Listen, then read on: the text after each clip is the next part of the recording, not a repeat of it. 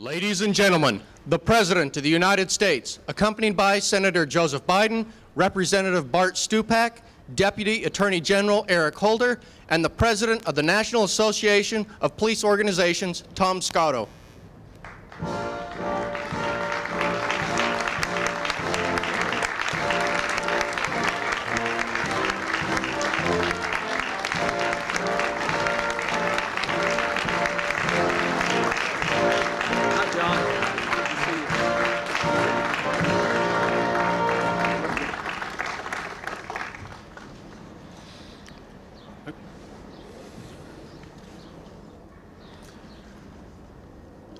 Good afternoon, Mr. President, Senator Biden, Representative Stupak. It is my great pleasure to welcome my NAPO colleagues Tom Scotto and Bob Scully and the nation's top cops to the White House. Mr. President, we stand here today after experiencing the 7th straight year of declining crime rates. We have the privilege of being joined here by men and women, the rank and file of law enforcement, who have worked so hard on the front lines to make our communities safer places to live. Now, you have provided the leadership and the tools, but I know you would agree it is the men and women arrayed behind us and the over 700,000 law enforcement officers that they represent who have been the real cause for our success. By putting their lives on the line every day, they have made America a much safer place. Mr. President, nobody has provided more leadership than you and Vice President Gore. Your commitment to put 100,000 new police officers on America's streets is a reality. We've already made grants to fund those 100,000 new officers, and in the communities we will hire and train those officers, and they will soon be out patrolling our streets. The community policing concept has allowed police officers to get out into the neighborhoods and is helping them to create new, stronger bonds with the members of the communities that they are sworn to protect. Senator Biden and Representative Stupak, all America thanks you as well. You led the fight in Congress to enact the historic COPS program, which funds these officers, the legislation which funds the Violence Against Women Act, and which provides for tough but smart crime prevention measures. However, we cannot rest on the success of the past. We must continue to take the next critical steps toward reducing crime in this country even further. If we relent even for 1 minute, if we become complacent, we could see these crime rates return to their pre-1993 levels. Mr. President, you've called on Congress to fund up to 50,000 more community police officers, 5,000 new local prosecutors who will work in the community with those officers, and to provide the funds for the new technology which can better protect these brave men and women. These steps will be crucial if we are to continue our efforts to further reducing crime in this country as we enter a new millennium. Mr. President, you have listened to law enforcement, and the partnership which you have built has shown results.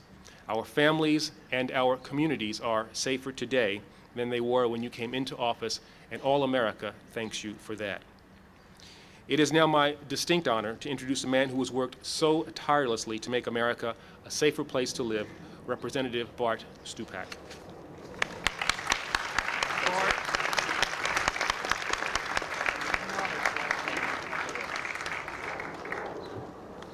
Well, thank you, and thank you for the opportunity to say a few words at this event honoring this year's top cops. I want to extend my personal congratulations to the recipients of the Top Cop Award. As a city police officer and then as a Michigan State Police trooper, I saw and worked firsthand every day with top cops. But back then we didn't have awards. There were no television programs like Cops or America's Most Wanted. Just dedicated men and women who went to work every day, never gave up, never quit, and worked hard to protect their families, their neighborhoods, and their country. These top cops that we're honoring here today have done the same. Their motivating force is not some award, not an appearance on a television screen, just trying to do their job to make America safer for all of us. And when I left law enforcement because of injuries I received, and they said I could no longer physically perform my duties as a law enforcement officer, still my commitment to public service never waned. I never gave up. I went on to public service in the Michigan legislature and now in the U.S. Congress. Now today, even as our nation's crime rate continues to fall, we cannot now give up our fight to reduce crime and violence until all our streets, all our neighborhoods, and all our communities are safe. Yesterday, as I took the floor with my colleagues, Mark Udall and John Larson, members who were here, to argue for full funding of the COPS program, once again we met resistance from the Republican majority in the House. While my Democratic colleagues and I, we voted for safer communities and more cops on the street, we lost a vote, but just by 2 votes. But we won't give up, we won't give in, and we won't quit. With the leadership of President Clinton, Senator Biden, and Senator Leahy, who are going to be here but had called back for a vote, and with the help of Mr. Larson and Mr. Udall, we will defeat the attempt of the majority party to roll back our most successful tool in fighting crime, our cops.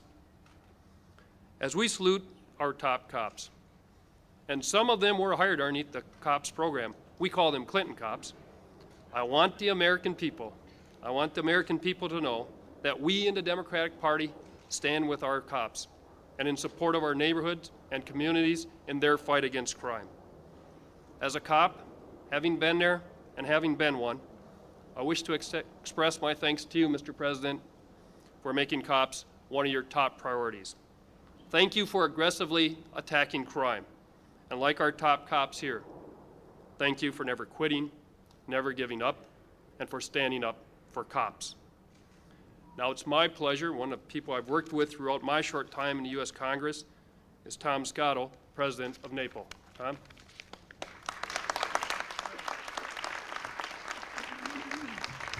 They've asked me to fill this out. I want to thank President Clinton, although not present here right now, Senator Biden, Congressman Stupak, and Deputy Attorney General Eric Holder for standing with law enforcement through thick and thin. I would also be remiss if I failed to mention, although not present also, then Congressman and now Senator Chuck Schumer for his efforts on our behalf. I remember back in 1992 when then Governor of Arkansas came to NAPO and asked us to support him in his bid for the presidency. I remember when he told us that he would support an increase of 100,000 additional law enforcement officers if he became president. We put our trust and our faith in him, and he has delivered. 7 years later, the promise of 100,000 more enforcement officers is becoming a reality. More than half are already on the street, and the rest will be there as soon as they can be hired and trained. These are good but dangerous jobs for men and women who put on their shields and put on their lives every day on the line to protect America every day. Moreover, Mr. President, I want to thank you for appointing leaders to the Justice Department like Janet Reno and Eric Holder. They understand what law enforcement is all about. They have listened to us, and they have made themselves available time and again.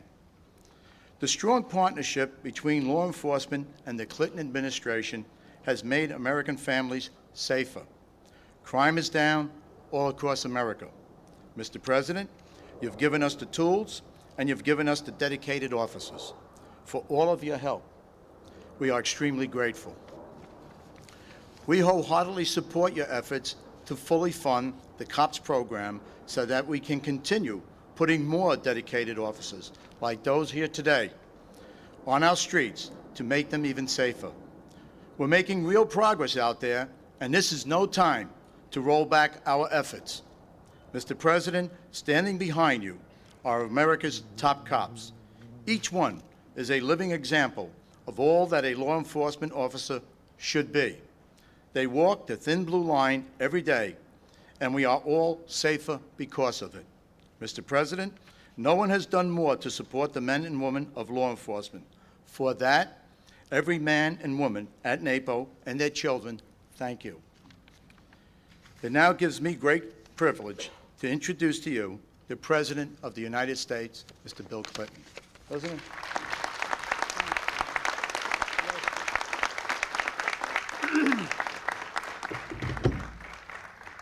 Thank you very much,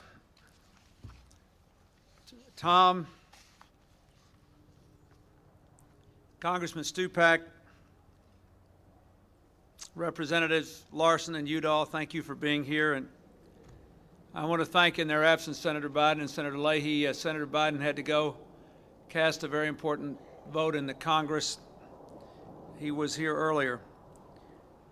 I also want to thank the Executive Director of NAPO, Bob Scully, who's been a great friend to this administration and a great fighter for our police initiatives. And I want to introduce formally our new Director of the COPS program, Tom Frazier, the former Baltimore Police Commissioner. Thank you, Tom, for your willingness to serve. Please stand up and so they can see you.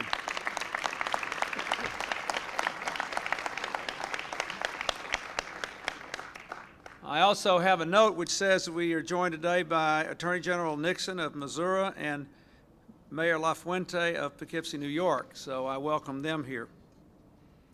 I look forward to this day every year to honor the people who are standing behind me. They honor us every day just by going to work.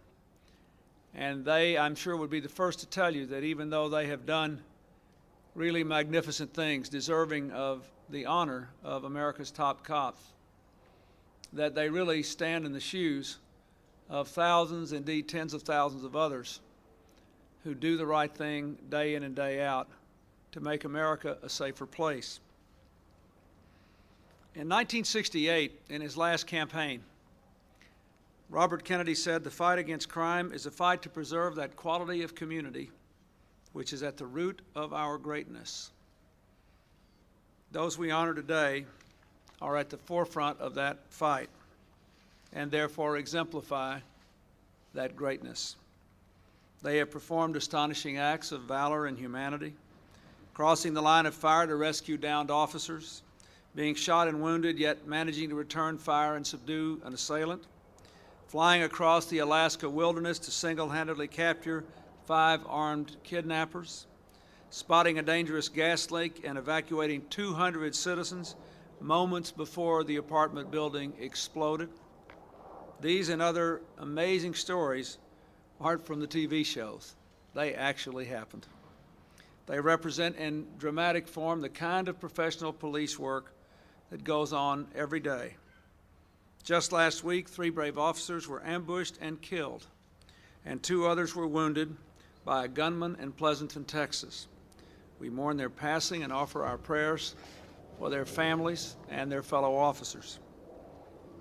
Every day, every officer that puts on a badge knows that he or she too may be called upon to put life on the line. As has already been said by the Deputy Attorney General and by Congressman Stupak and by Tom, America today is a safer place as a result. We had years in times past when the crime rate would go down a little and then it would go up a little, but the trend line was always up with a few welcome downs.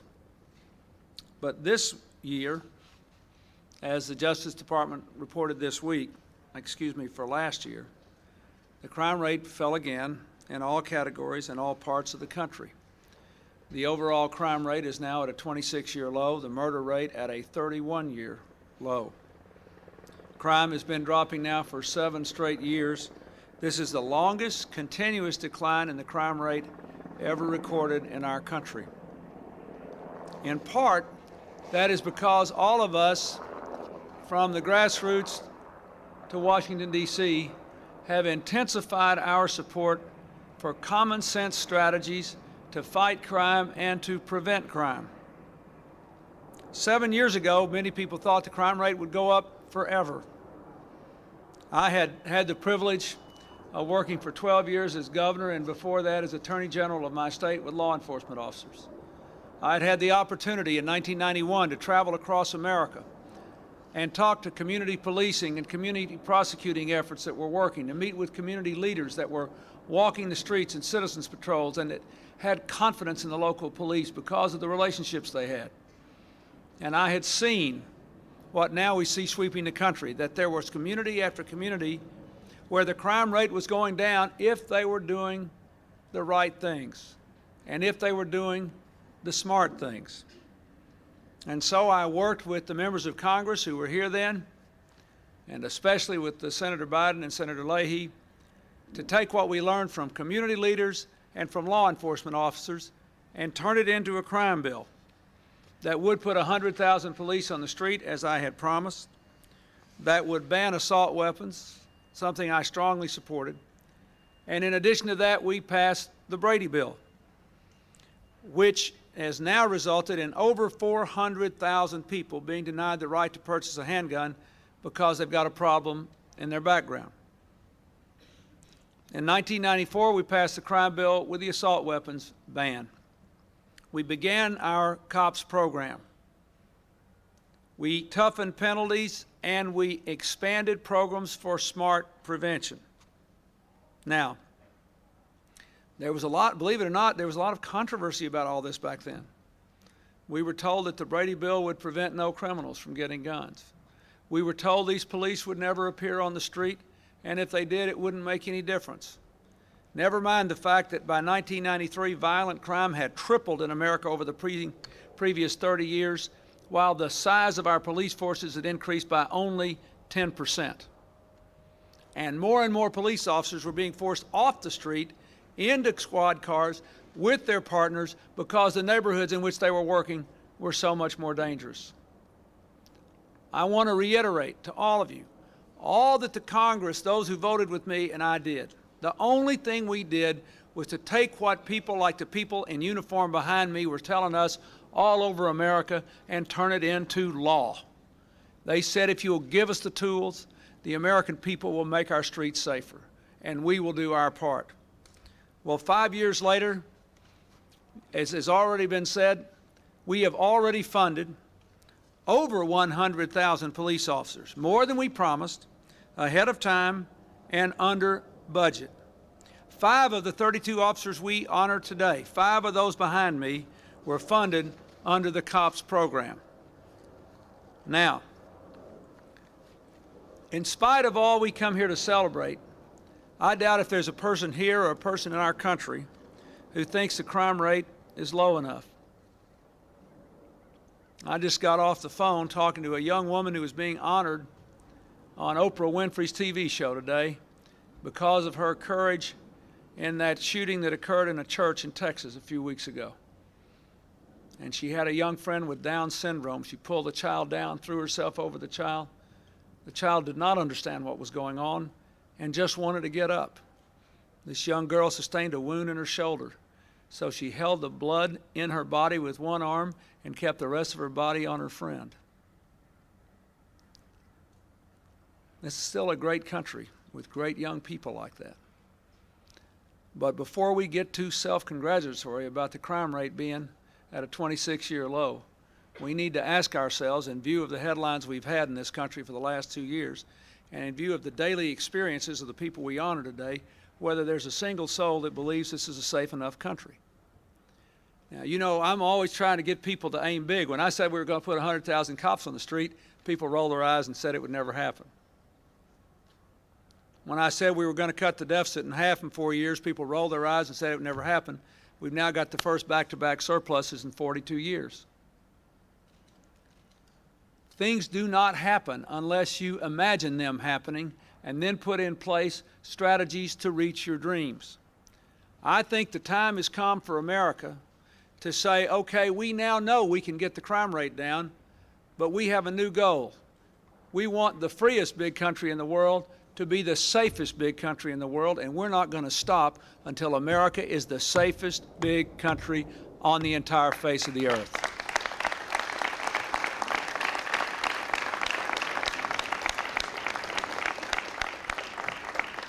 Now, if we're serious about that, if we're serious about doing something to protect the children like those who have been victimized in Littleton and all these other school shootings, the children who were shot at that Jewish community center, people like that fine young Filipino postman who was murdered in California, or the people who were shot in the middle of the country, the young Korean Christian coming out of his church, the African-American basketball player, a basketball coach who was murdered. All those people in that church in Texas, if we're serious about that, you all clapped, then you say, okay, how are we going to get that done? Well, first of all, we have to continue to plug the holes in our strategy of keeping guns out of the hands of criminals and kids. We have to close the gun show loophole in the Brady bill. People shouldn't be able to buy guns at gun shows and flea markets and not have background checks. We ought to ban the importation of these large ammunition clips. We ought to do other things which make the things that are already on the books, the background checks, the assault weapons ban, work. And I'm deeply disappointed that the Congress hasn't acted on it yet. The second thing we ought to do is to recognize that for all the good work these police have done, we actually need more in the high crime neighborhoods of America. If you want community policing, there must be the man and woman power there to cover the waterfront. And that's why I asked the Congress, I said, look, this 100,000 police thing is working. It's inexpensive, we beat the budget, we put the people out there, the cities are using them, the counties are using them. Let's put 50,000 more out over the next 5 years in the highest crime area, in the toughest areas. And I believe it will work, particularly if we also provide new community prosecutors, the best crime-fighting technology for the police, from better communication systems to crime mapping systems. And I know there's bipartisan support for this. Senator Biden has gotten enormous support for his bill to extend the life of the COPS program for another 5 years. If Congress passes it, I'll sign it. We almost won, as you heard yesterday in the House of Representatives, a vote to fully fund our proposal in the first year. Instead, they funded only half the police officers, no community prosecutors, and far, far less new crime-fighting technology, which is a big issue. Now, this doesn't make any sense to me. If you've got a problem that you're solving, and you know it's still too big, and you know what to do to make it better, and you really believe this ought to be the safest big country in the world, and we've got the money to do it, why would you choose to spend the money on something else instead of making America the safest big country in the world? If Congress sends me a crime-fighting bill that's a crime-spending bill that doesn't have the right priorities, I will have to veto it. I want those police on the street. They are making America safer, and I am not satisfied, and you shouldn't be satisfied until it's the safest country in the world.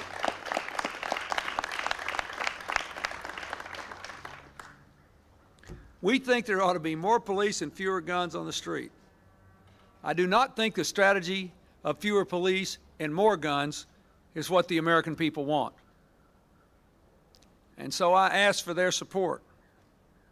And again, I say, this is not a partisan issue out in America. I am quite sure, standing behind me in uniform, there are police officers who vote for members of both parties. I would be astonished if they were all Democrats. Gratified, but astonished. This is not a partisan issue. When they wheel you into the emergency room with a gunshot wound in your body, nobody asks you for your party registration before they try to dig the bullet out.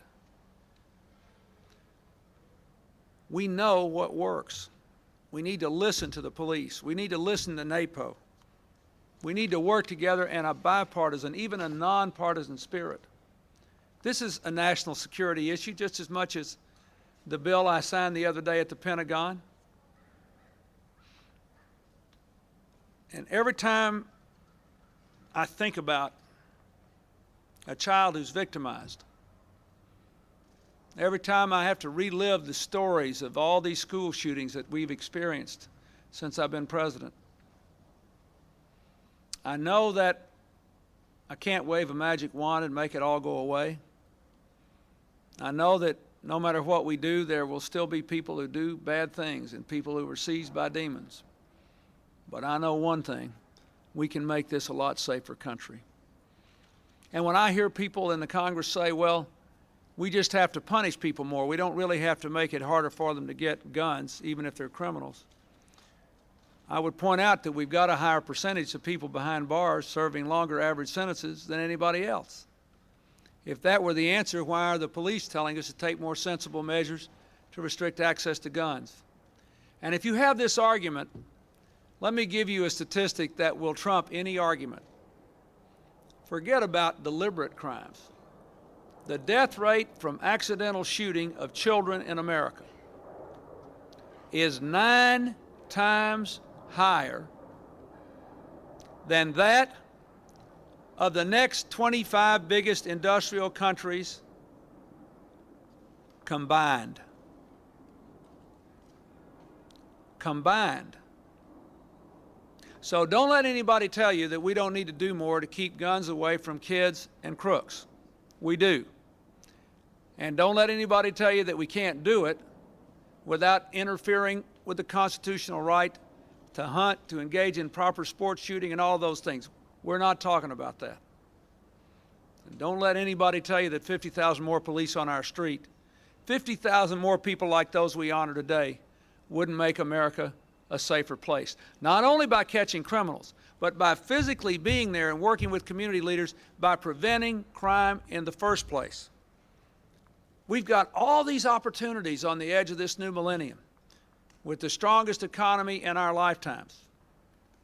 I don't think it's too much to say that we ought to use these opportunities to save Social Security and Medicare, to give our kids a world-class education with 100,000 teachers, and to keep working to make America the safest and the healthiest big country on earth. I am proud that all of you are working with us to achieve that goal. And if we keep working, I still think we'll get it done. Thank you very much.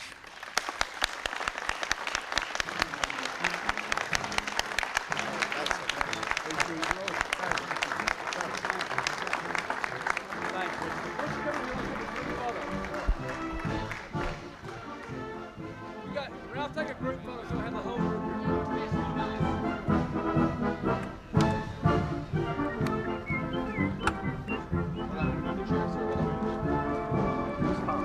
You all right?